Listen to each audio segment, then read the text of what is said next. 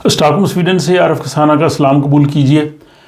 ہفتہ رفتہ کی اہم خبریں اور رپورٹس کا سلسلہ سویڈن کی ڈائری آپ کی خدمت میں پیش ہے، جس میں آپ اس ہفتے میں ہونے والے سویڈن کے جو اہم واقعات ہیں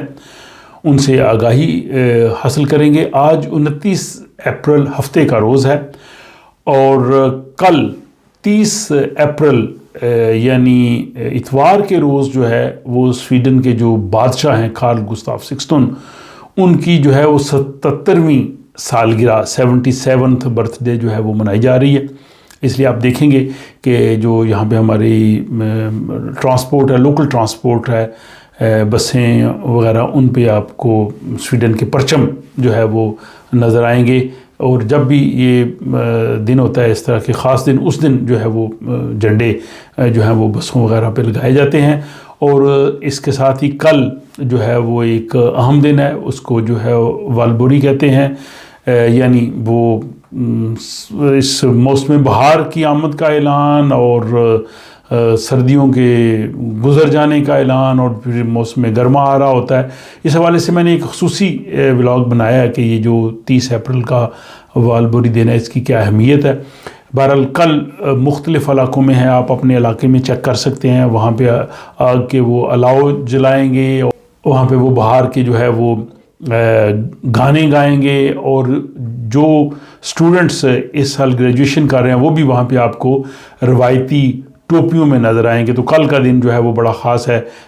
30 اپریل سنڈے کا، اور یہ آفٹرنون میں تقریباً سویڈن کے ہر علاقے میں یہ دن منایا جاتا ہے۔ آپ اپنے لوکل علاقے میں چیک کر کے وہاں پہ جا کے جو ہے وہ خوب انجوائے کر سکتے ہیں۔ ابھی یورپی یونین کی ایک رپورٹ آئی ہے کہ اس میں آیا کہ سویڈن کے جو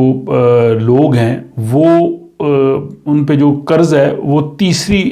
بڑا ان کا نمبر ہے یورپ میں۔ سب سے زیادہ ڈینمارک، لکسمبرگ اور اس کے بعد سویڈن کے لوگ آتے ہیں جن پہ جو ہے وہ قرضے جو ہیں وہ زیادہ ہیں۔ تو یہ اکانومی کی صورتحال کو جو ہے وہ ظاہر کر رہا ہے۔ اور اس کے ساتھ ہی سویڈن کا جو مرکزی بینک ہے اس نے یہ کہا ہے کہ شرح سود کے اضافے کی وجہ سے بہت سے لوگ جنہوں نے گھروں کے جو ہے وہ قرضہ لیا ہوا ہے ان کے لیے جو بینک کی قسط دینا جو ہے وہ کافی مشکل ہو رہا ہے۔ اور کیونکہ ابھی حال ہی میں جو مرکزی بینک ہے اس نے شرح سود میں بہت زیادہ اضافہ کیا ہے، 3.5% کیا ہے۔ ایک سال پہلے وہ 0 تھی، اور یہ 2 دہائیوں میں جو ہے وہ ایک بڑا اضافہ ہے۔ اور ابھی آئندہ آنے والے دنوں میں بھی توقع ہے کہ شاید جون اور ستمبر میں پھر جو ہے وہ اضافہ کیا جائے، اور اضافہ کرنے کا ان کا مقصد یہ ہے کہ مہنگائی کم کی جائے، افراط زر جو ہے وہ نیچے آئے۔ تو بہرحال یہ رپورٹ تھی یہاں کے جو مرکزی بینک کی۔ اور اس کے ساتھ ہی یہاں کی جو ایک اور ادارہ ہے جو جس کو ڈیفالٹ ایجنسی کہتے ہیں، کرونوفوگدن، کہ اگر کوئی اپنے بل جمع نہیں ادا کر سکتا تو اس کے بعد پھر وہ اس محکمے کے پاس جاتے ہیں جس کو کرکی کا محکمہ کہہ لیں، تو وہاں وہ پھر جو ہے وہ لوگوں کو کہتا ہے کہ اپنے بل جمع کرائیں، اور ساتھ وہ اپنا جرمانہ بھی لیتا ہے۔ اب بجلی کے بل اتنے زیادہ آئے ہیں کہ بہت سے لوگ جو ہیں وہ بل ادا نہیں کر سکے، اور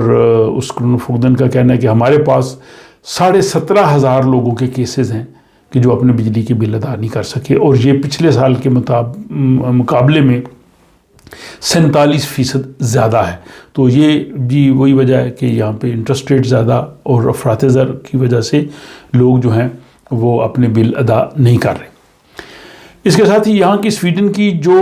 ڈیفنس یونیورسٹی ہے اس نے ایک رپورٹ جو ہے وہ پبلش کی ہے، جس کے مطابق سویڈن کا جو سماجی خدمات کا محکمہ، سوشل ڈپارٹمنٹ، اس کے بارے میں عالمی سطح پہ جو پراپوگنڈا ہے وہ کافی کیا گیا ہے، جس میں یہ کہا گیا ہے کہ یہ سوشل محکمہ جو ہے یہ مسلمانوں کے بچے جو ہے ان سے چھین کے زبردستی وہ اپنی تحویل میں لے رہا ہے، اور وہ ٹارگٹ کر رہے ہیں مسلمانوں کو۔ تو انہوں نے کہا کہ یہ پراپوگنڈا بڑی شدت سے کیا گیا ہے، اور ڈیفنس یونیورسٹی کی اس رپورٹ میں کہا ہے کہ حالانکہ سویڈن کی جو مسلم تنظیمیں ہیں انہوں نے اس کی بھرپور مخالفت کی ہے، اور ان کے خیال میں یہ ایسا بالکل کچھ نہیں۔ اور یہاں پہ ہماری بھی کئی ایسے لوگوں سے بات ہوئی ہے جو پاکستانی ہیں جو سوشل ڈپارٹمنٹ میں یہی خدمات سر انجام دیتے ہیں، ان کا بھی کہنا ہے کہ یہ ایسا نہیں ہے کہ صرف مسلمان فیملیز کو جو ہے وہ ٹارگٹ کیا جاتا ہے۔ جو بھی قانون کی خلاف ورزی کرتا ہے اس کو لیا جاتا ہے، اور یہ بالکل بے بنیاد پراپوگنڈا ہے۔ بہرحال ڈیفنس یونیورسٹی نے یہ بتایا، اور اس حوالے سے آپ نے دیکھا ہوگا کہ بہت سی جو ویڈیوز جو ہیں وہ وائرل ہیں۔ سویڈن کی حکومت نے یہ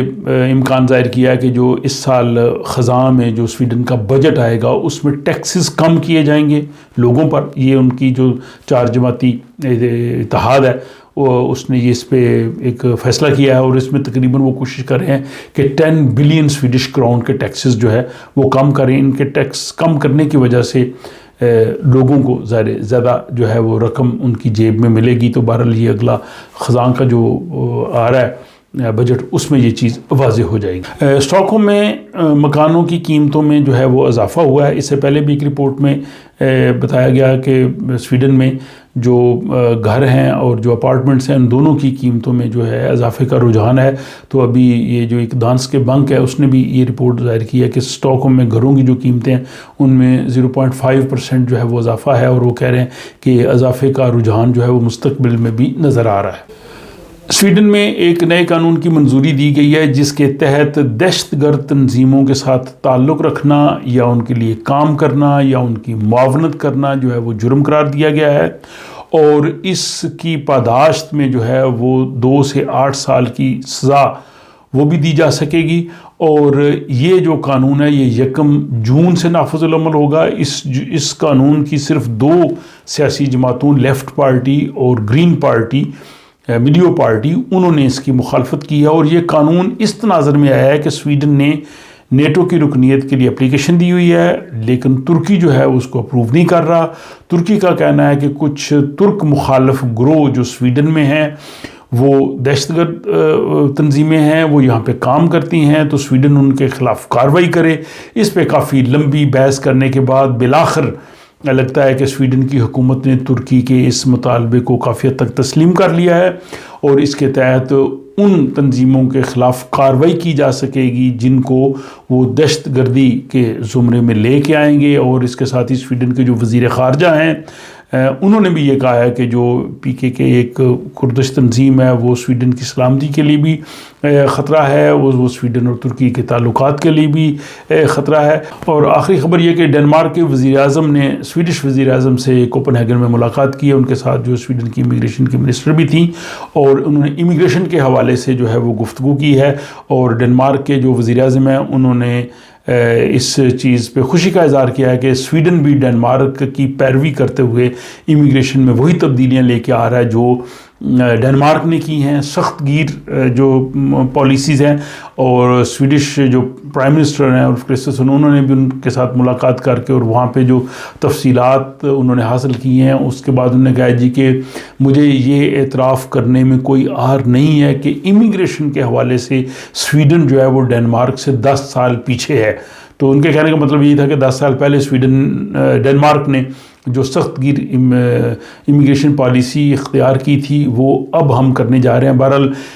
یہ پہلے بھی کافی کہا گیا ہے کہ ڈنمارک کا جو ماڈل ہے، خصوصاً یہاں پہ جو لوگ جرائم میں ملوث ہیں ان کے لیے جو ہے وہ سویڈن میں بھی اپنایا جائے۔ اور ابھی حال ہی میں جو سویڈش وزیر اعظم کی ڈنمارک کے وزیر اعظم سے وہاں کوپن ہیگن میں جو ملاقات ہے، یہ آنے والے دنوں میں جو ان کی جو پالیسیز ہے ان پہ لیے کافی جو ہے وہ اس پہ اثرات مرتب کرے گی۔ تو یہ تھیں جناب سویڈن کی خبریں جو